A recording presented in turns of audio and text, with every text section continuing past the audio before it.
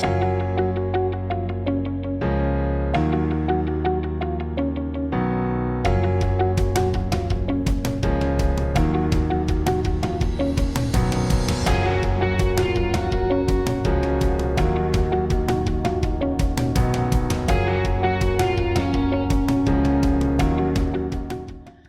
y'all, I'm Elisa and I am the Scrappy Wife behind scrappywife.com, and today I have a kind of a Bible journaling process video for you. I'm going to show you how I plan to do my scripture setup for Advent. I have really enjoyed doing a daily scripture writing the past month for Gratitude Documented, and I'd like to continue something similar for Advent. And so what I'm going to do is make a mini album that I can write scripture in each morning. It'll be relatively simple.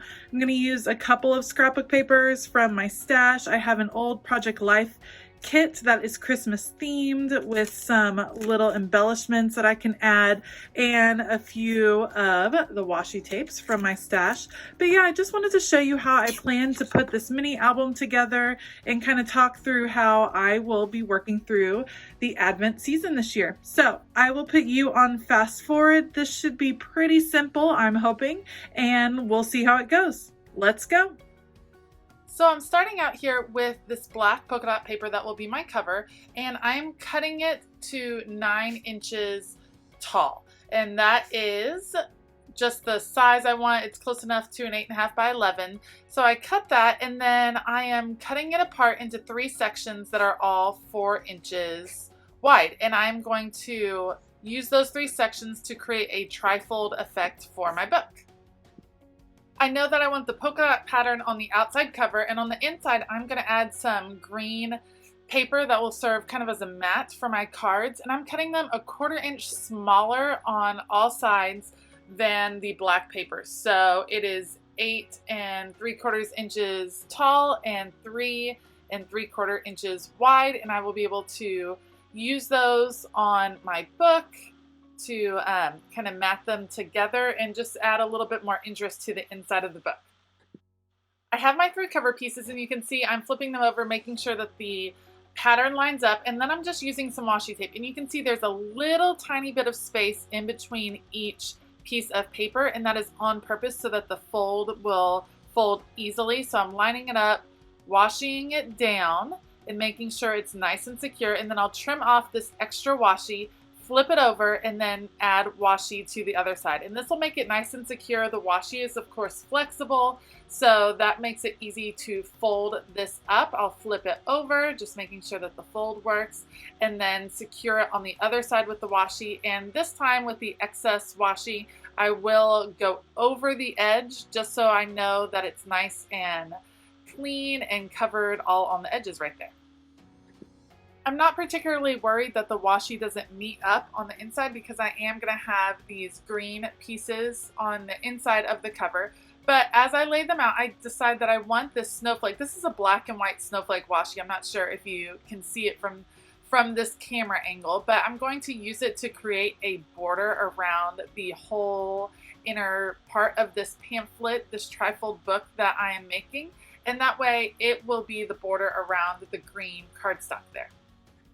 This is one of the reasons that I love washi tape. You can use it for so many purposes: creating borders, adhering things down, putting things together. It's actually pretty durable despite the fact that it's papery and flexible. It does a really good job, so it's one of the reasons it's definitely a staple in my craft room. I like projects like this because I don't often use specialty washi tape like this holiday washi tape, but I do have some in my stash, and I'm able to use a lot of it in this project, and it adds nice details to different elements in the project, and it's just a fun, easy product to work with.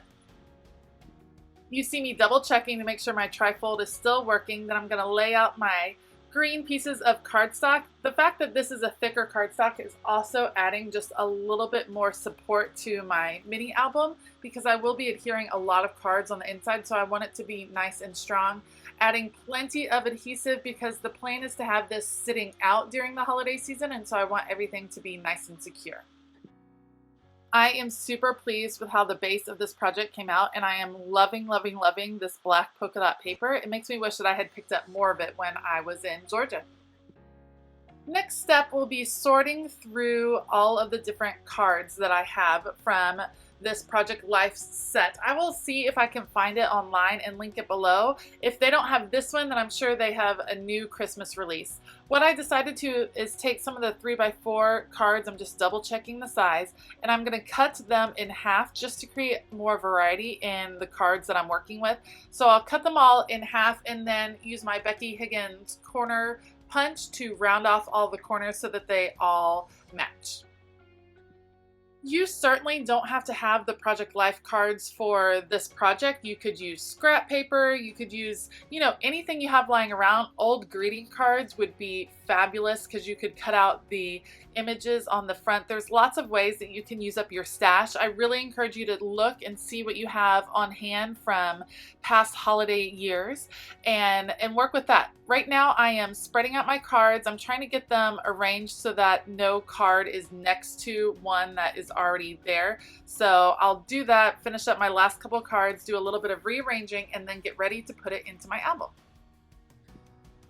I actually lost the footage of my first inner page right here, but I'll be able to show you on the next page. So all you do is you start at the bottom of the center here, the bottom of the page. I'm going to add washi tape on the top, flip it over, add some washi tape on the bottom so it's a nice and secure hinge right here. And you can see I'm spacing the next one up just a bit.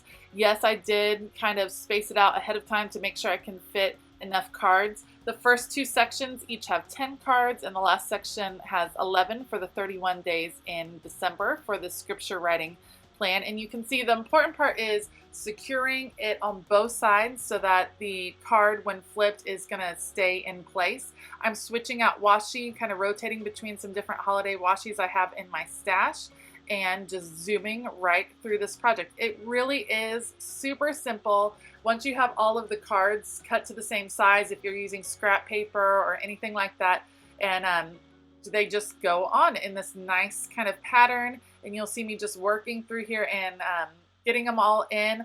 I like that there's a variety because it's kind of fun to flip through and see. And then I really made sure to pay attention to which card was on the top because that is the one that you can see the most when the project is just sitting out. I think this project is so simple and easy. It would be a fun one to do with kids and have them write their scripture, and you could even build it as you go, kind of keep the cards separate, have them write out a scripture or something that they're thankful for, and then put it in the book later. You could adhere photos on the back of each of these cards just as you collect holiday photos. There's a lot of uses for this mini album, and I really enjoyed putting it together here. As I get through the last few cards, this is why I spaced out the cover a little bit because it is thicker here, but because I didn't put those papers right up next to each other, those three black pieces of paper, it is still able to close pretty easily. These are some extra ephemera pieces that came in that same Project Life set that I showed you in the beginning. So I'm going to play around a little bit and see which pieces I want to use to decorate the front. In the end, I actually decided to go with one last Project Life card. I really love what this Christmas tree looks like, and then I will kind of embellish it with some washi tape and some of the different elements to bring the cover together. Relatively simple, but that's okay. That's what I was looking for. I love this green tree washi tape, and I can't for the life of me remember where I picked it up. I feel like it's probably from the dollar spot in the last few years, but not totally sure. Again, I'm just going to back up my Project Life card, play around with some of the elements. Relatively simple, keep my Merry Christmas, and just adding a few layers here on the front. It is fun to just play with these paper pieces. And again, this is a super simple project. You can see that I haven't really had to cut out anything special, no extended techniques, but it does come together really nicely. I'll adhere all these pieces down, and then it will be all put together.